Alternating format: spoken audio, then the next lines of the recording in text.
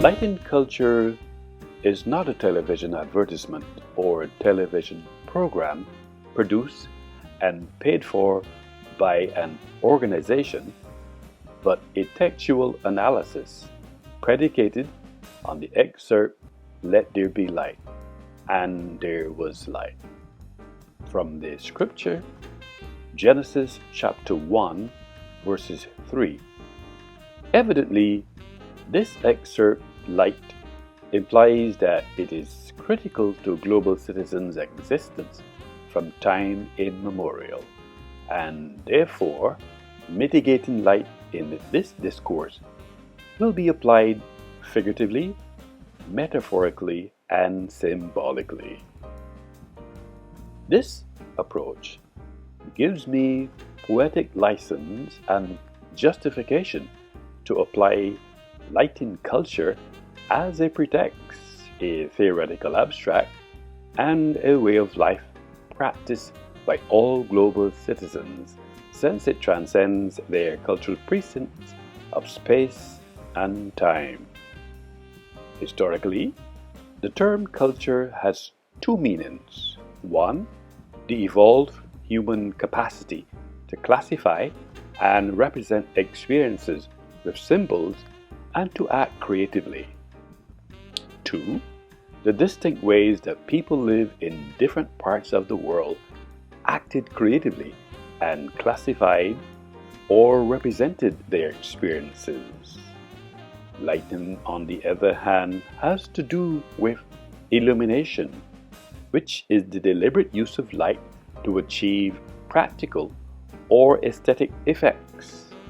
Lighting includes the use of both artificial light sources like lamps and light fixtures, as well as natural illumination by capturing daylight. Illuminatio is the Latin word for lighten, and cultura is the Latin word for culture. These constructs, lighting and culture, individually perform different functions. When combined, means lighting culture. Tangentially, this intellectual statement, lighting culture, is a double entendre because it is a figure of speech, and the particular way that this phrase, lighting culture, is devised to be understood in two ways, having a double meaning. As a student of film, metaphorically applying the technique close-up angle unearths more details about lighting culture. Universally, this theoretical abstract is perceived as more far-reaching than the national, cultural, or religious boundaries or interpretations, and an interplay between the song and the meaning, while at the same time it is not antithesis to culture. Further, lighting culture is not a myth, because a myth usually is a traditional story of ostensibly historical events that serves to unfold part of the worldview of a people or explain a practice, belief, or natural phenomenon. The overall significance of lighting in this narrative, and an expression of the good and the beautiful, is then divided into shades and subshades of meaning, a view espoused by Rabbi Adin Steinsaltz. Lighting, or visible lighting, as electromagnetic radiation within the portion of the electromagnetic spectrum that can be perceived by the human eye. Therefore, lighting culture is a pervasive and influential nuance upon all areas of all global citizens. Lighting is a vital narrative tool in filmmaking. It sets a mood and directs attention. Good lighting tells a story all on its own. Camille Bouchard has stated that light is about much more than being able to see. In Denmark, it is also about relaxing, feeling at home, and being part of a community. In other places, such as Jordan, light plays a completely different role. Through the lens of Amy McNeil, light is portrayed as an important element in many holidays and festivals throughout the world. It is perceived as the symbol of the divine and bringing light into the world. Light also has meaning related to the religious or cultural background of different countries.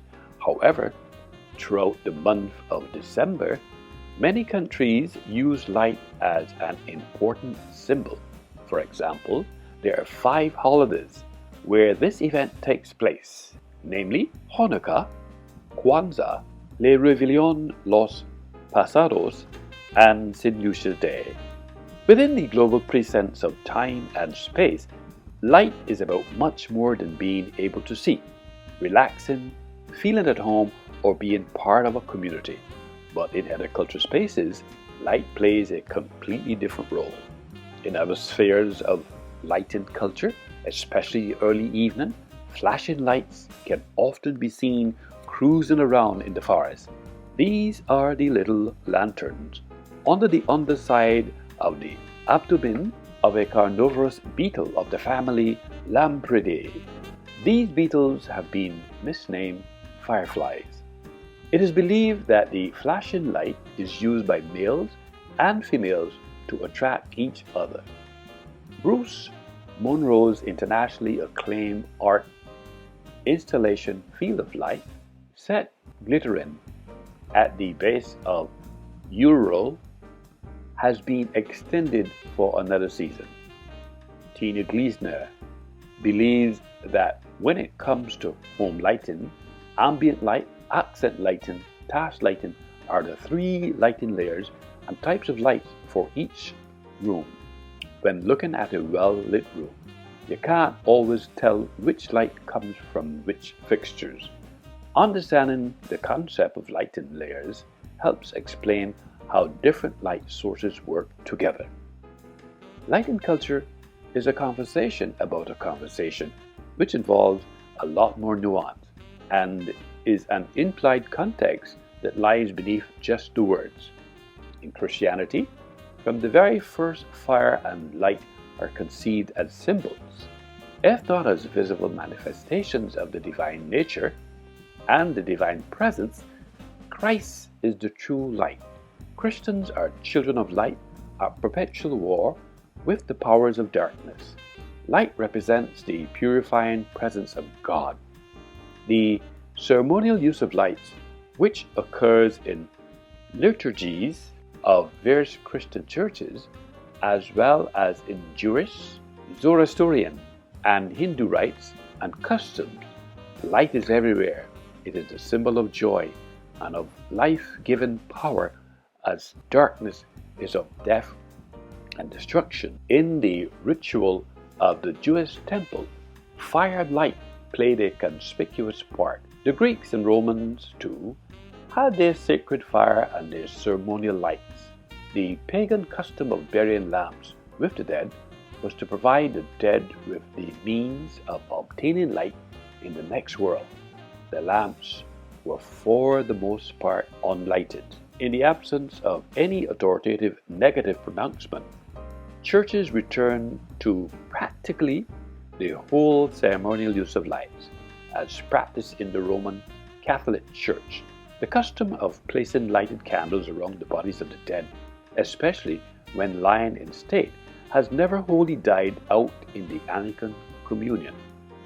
In the 18th century, moreover, it was still customary in England to accompany a funeral with lighted tapers.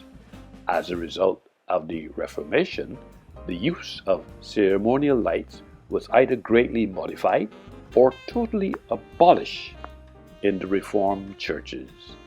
In the Reformed Calvinistic churches, altar lights were with the rest done away with entirely as popish and superstitious. In most all Hindu homes, lamps are lit daily, sometimes before an altar. Diwali is the festival of lights celebrated by followers of Dharam religions. Lighting culture helps set the tone and the tenor because it definitely is a state of awareness and understanding, especially since it is derived from a particular source. For example, in the light of experience, light is the medium of illumination that make sight possible. Light is the natural agent that stimulates sight and makes things visible. The application of light in culture, as it relates to daylight intelligently, makes first-class architecture stand out and enhances any building. Light in culture has to do with excellent lighting quality. Conversation aspects in particular must not be overlooked in buildings for art and culture. Therefore, intelligent lighting control systems are indispensable in this respect, and they make it possible to precisely determine the amount and intensity of daylight and artificial light. Photonics is the science of light. It is the technology of generating, controlling, and detecting light waves and photons, which are particles of light. Richard G. Bugs Stevens reported that as a new map reveals which areas of our skies are most affected by pollution from our artificial lights. Light is necessary to create an image exposure on a frame of film or on a digital target. For example, the art of lighting for cinematography goes far beyond basic exposure. However, in the essence of visual storytelling, lighting contributes considerably to the emotional response an audience has watching a motion picture. In closing, lighting culture is a vital narrative tool in filmmaking as well as global citizens' lives, as it sets a mood, a tone, and also directs attention, since good lighting tells a story all on its own.